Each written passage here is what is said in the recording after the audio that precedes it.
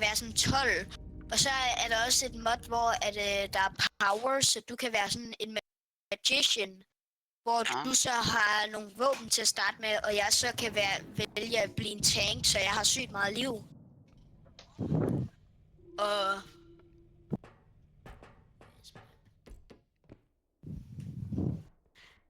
Oh my god, we need 9-1.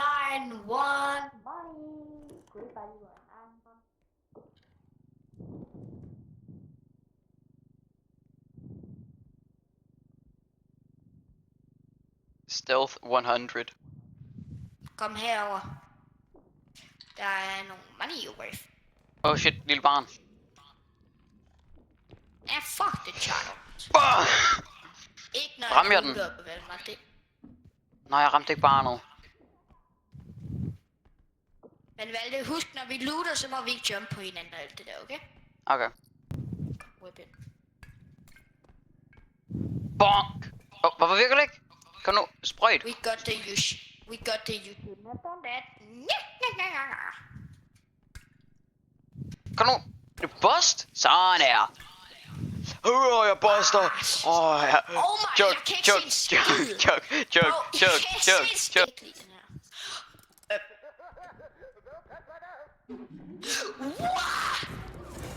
Where did the clown go? Whoa. What? Yeah. Det der var rent faktisk et meget cringe run. Yeah, we need some good content. Hvor er baseballbat henne? Baseballbat! Se! Nej! Hvor er baseballbattet henne? Jeg skal have det. Det er væk, bitch. Det her baseballbat.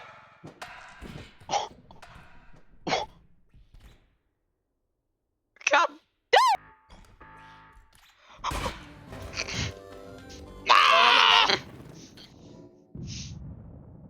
Machine King Station, er det ikke godt?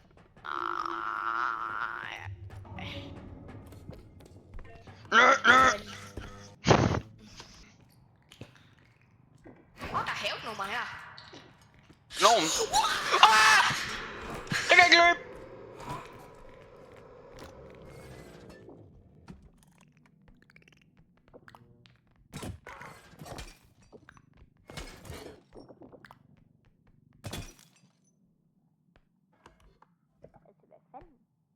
Vent, er du okay?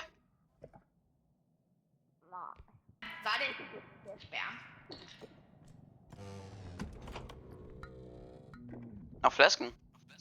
Kan jeg Ikke få den til at spærme. Ikke få den til at spærme. Okay. Fuck, du er kedelig. Ikke gå hen til det der fjernsyn. Det der fjernsyn, det er nøjeren. Ikke tryk ja. Nej. Men hvis du gerne vil se den, ikke, så dør du. Hvad? Dør jeg? Ja, du dør.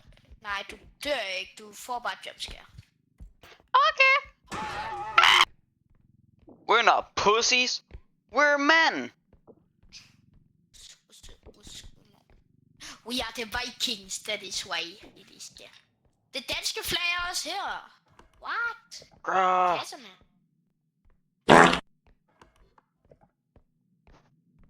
Do you like me for the thing? Yes, I know. It smells very, very good. And it's very, very beautiful. Den dør er lukket.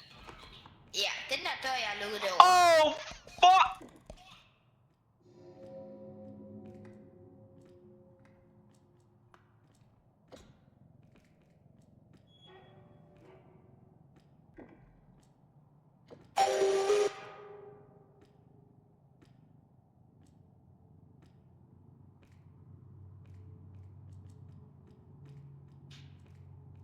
Ball dash, motherfucker. Løb! Midas, nu er det vores chance. Løb! What? Vi hidkalder ham.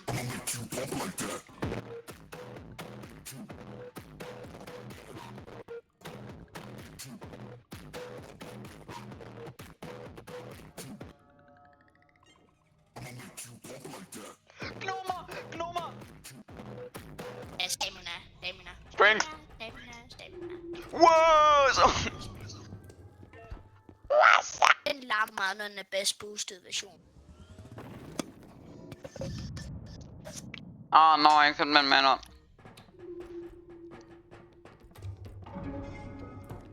Og så gør, what the fuck? Vent.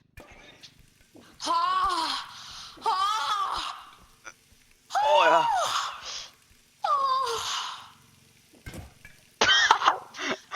Hvor mister jeg liv af det der? Hej! Nej! Bitch!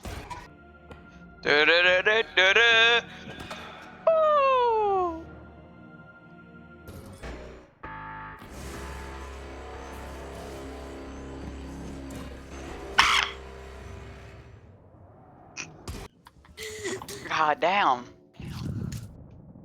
Jeg vidste ikke. Jeg var ude og hente nogle marwama. Crazy.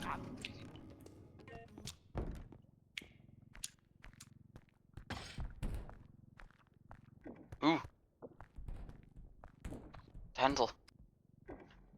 Can't put down the cup. I can't put down. Oh!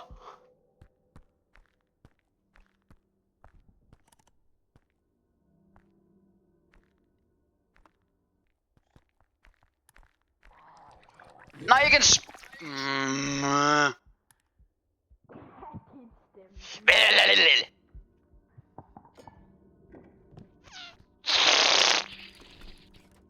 Nej.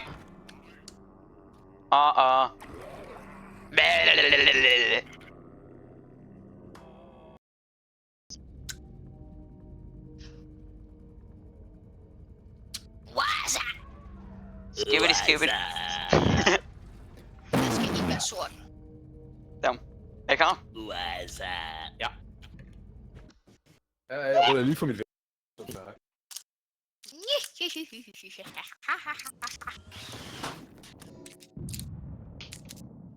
Og bare fuldstændig sort inde på mit værelse. Damn, jeg skal også lige om...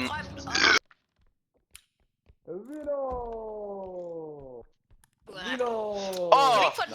Har du noget skabet? Jeg kan ikke tænke, at ingen af de her ting. Hvad fanden skete der?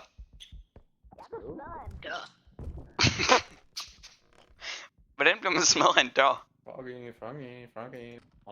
Er det en cube? Giv det! Det er faktisk 11.700. Oh my god, kubinks. Hey! Money.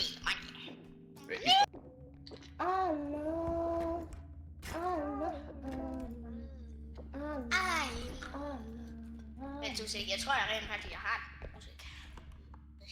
En pit. Hello guys.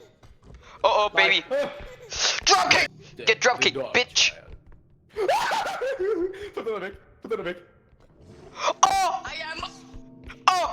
Stor sort rød mand. Nej, jeg tænker, vi har allerede over 20.000. Jeg tænker, det er fint der. Ja. F. Fuldstændig at mage. Hvorfor kan man overhovedet sige det ind i de her lort der? Jeg ved det ikke, men det er gangster nok alligevel. Okay. Så vi har cirka, hvad er det der? Vi har 7.000 der. Okay, jeg tager en stamina upgrade til mig selv. Den her, den koster 8.000. Man kan gerne købe strength. Ja. Yay! Det koster... Sprint, speed og en stamina. Hvor meget skade gør den her? Vi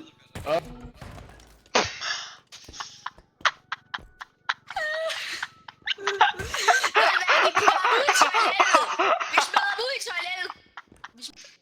Vi gotta suffer.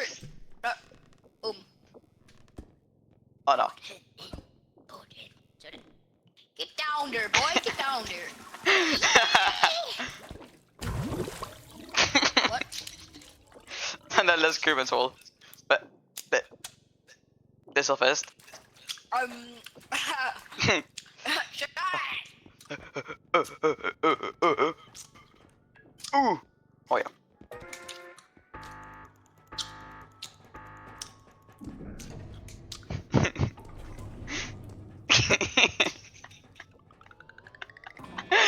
Var det en dejlig følelse? Valmar, du skal give mig noget liv, skal du. Det kan jeg godt sige til dig.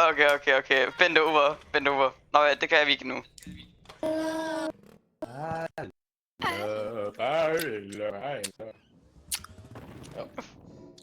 er regn ned der. Hør I det? Nu flyver jeg sikkert også væk. Wow! Kom! Oh shit!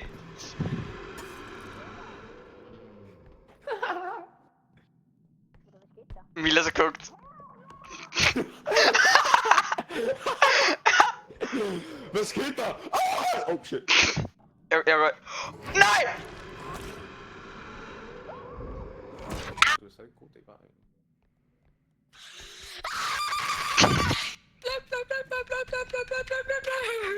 Shh, den kan høres, den kan høres. Nej, den kan jeg. Nå, okay. Det janker mig bare ud, sygt ikke? Damn. Actually, det er rent faktisk en close proximity creature, den kan ikke høre dig. Det den kan. Kan den? Ja. Hvordan hører den så ikke Mila? Damn. Den ligner mig, det er en basketball, sygt ikke? Åh, shit. Bare ind til lille hoved, sygt ikke? Nå vent, vi har rent faktisk nok penge. Ja, til den første del. Ja. Nej. Nej. Nej, det er lige meget, vi får penge, vi får ekstra. Nå ja. Sorry.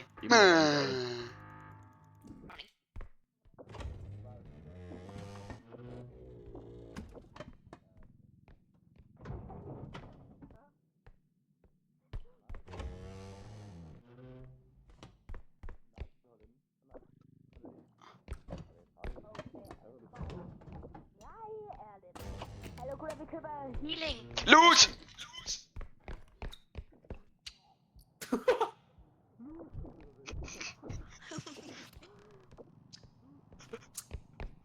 Loot! Nice.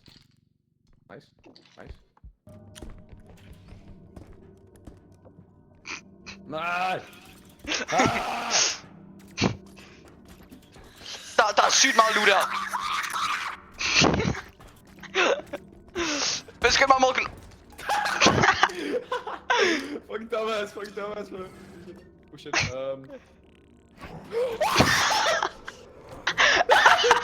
Fuck dig, Valdemar! Altså, din skyld, bro! Altså, Valdemar! Valdemar havde fat i mig, og så gjorde jeg det, så jeg ikke kunne komme ud igen, bro. Jeg plejer at hoppe ind i hinanden, så... Men stopper man, det bliver ikke der. nej!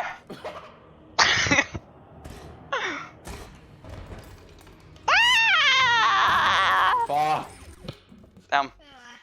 Propellet er OP'd. Og fu! Så var det. Er du væk? Åh, hej.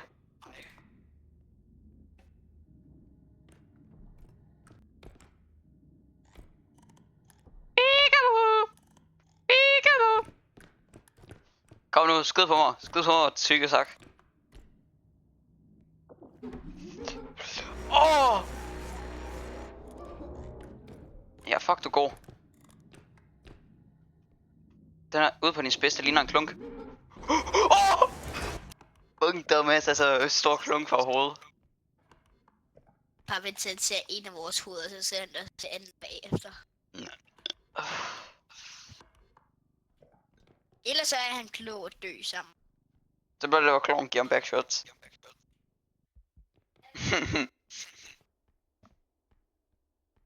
Ja, jeg døde deroppe.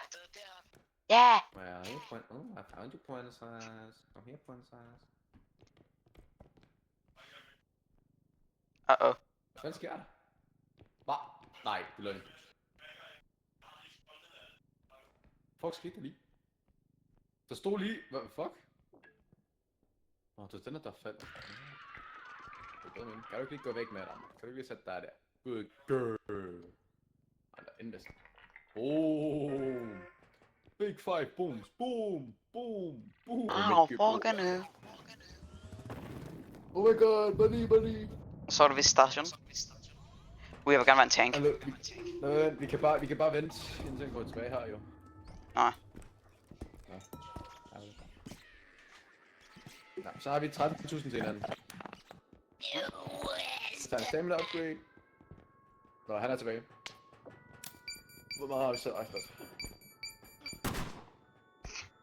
Hvor meget har vi nu? Hvorfor? Vi har... Jeg har ikke købt noget. Eller hvorfor er der en flashbang? Jeg kan ikke se Okay, vi har 8.000. Vi har 8.000, okay? Vi har 8.000 til os selv. Må jeg bruge strength? Eller må jeg købe strength? Ja. Hvad koster den? Altså, der er 2 strength. Altså, du har 8.000 til at bruge, som du vil. Den her koster 6.000.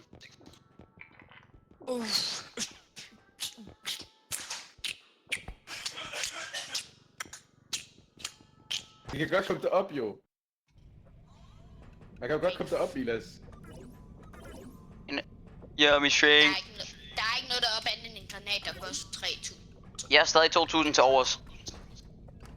Yes. Ja, that's not how it works, buddy. Yes, det er how it work. Yeah, man, we gotta speedrun it. Du kan også bare lade være at døse granat, altså fucking nørd. Ja, jeg blev flashbanget 7 gange. Og den ene gang var mig.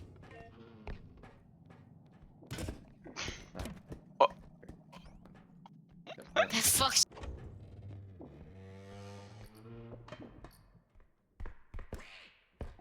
Nej!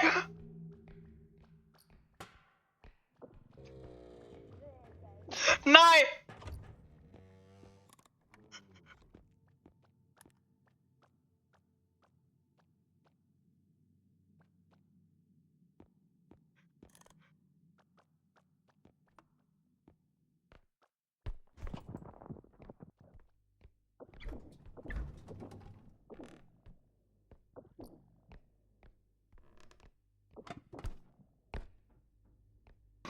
Vent. Okay. Vent. Jeg er lige der. Der er you little piece of shit. Wow. You little shit ass motherfucker. Åh! Åh, fik du sendt også? Ja, tak. Åh! Hej! Nej. Han er for freaky til at gøre det. Hvis du gør det.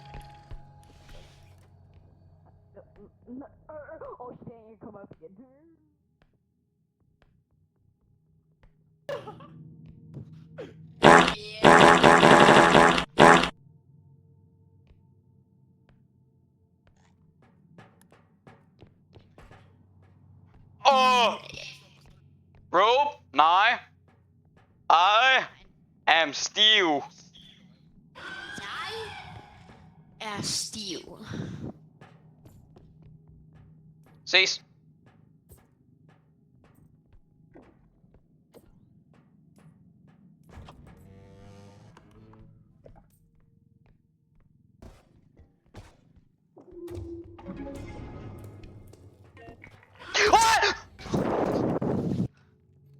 Hej, Valdemar! Han er kogt, han er kogt, han er kogt, han er kogt, han er kogt, han er kogt, han er kogt. Han er bugt,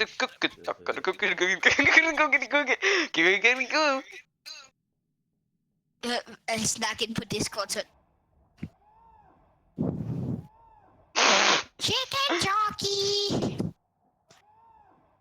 He's but a touch me, isn't he? Hvad prøver du på? Ja.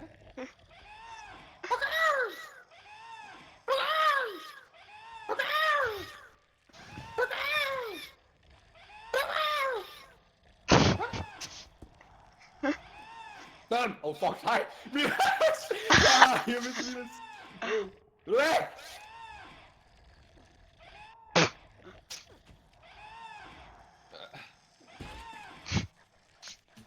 Hjælp. Ja, nej, slå os lidt. Oliver! Ham der. Oh fuck. Sledgehammer! Ja! Vi bliver så meget freaky, er du med? Mhm. Jeg smed ned i en pit.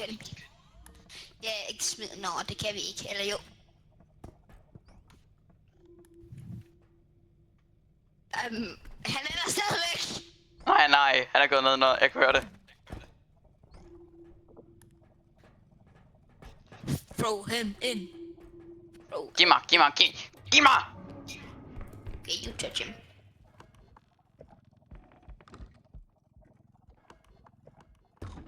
Så looter jeg lidt. Jeg bliver bare sådan til dig.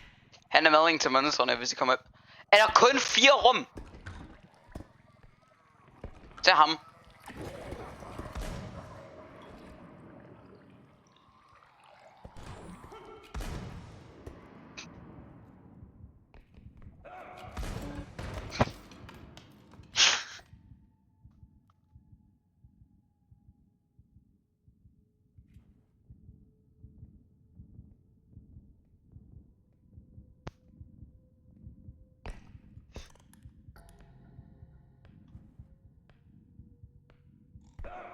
Ah!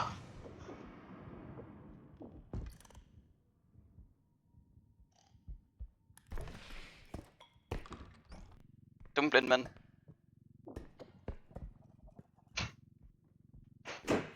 Der er en blind. Okay. Blind. Midas er allerede død til blind mand. Han gik bare direkte ind i der rum, og så døde han. Nå, okay. Jeg brugte det som sacrificial lamb, bare sådan jeg kunne escape død. Der var der ham.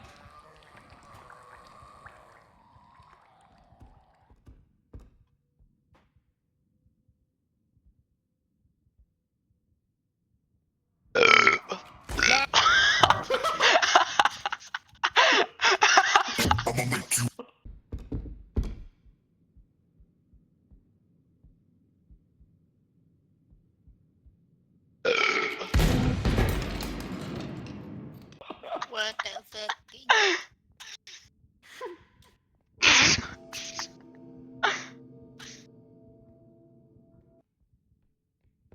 Fuck, det er dumt, mand. Holy shit. Fuck, det var smukt, det der spøgelse bare. Ja, det er... det er top Reaper moment, holy shit. Hvilken vej er det? Det er så lort, mand. Jeg var bare få sådan ud af det blå, mand. Holy shit. Ja, nice.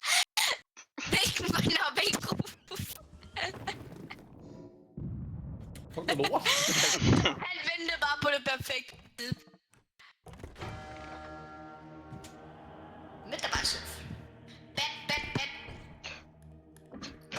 Bat. Batter up, bitch!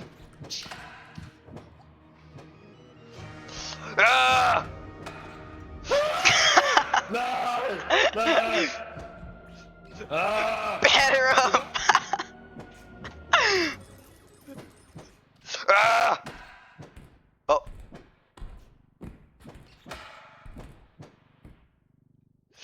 Ah! Me, baby.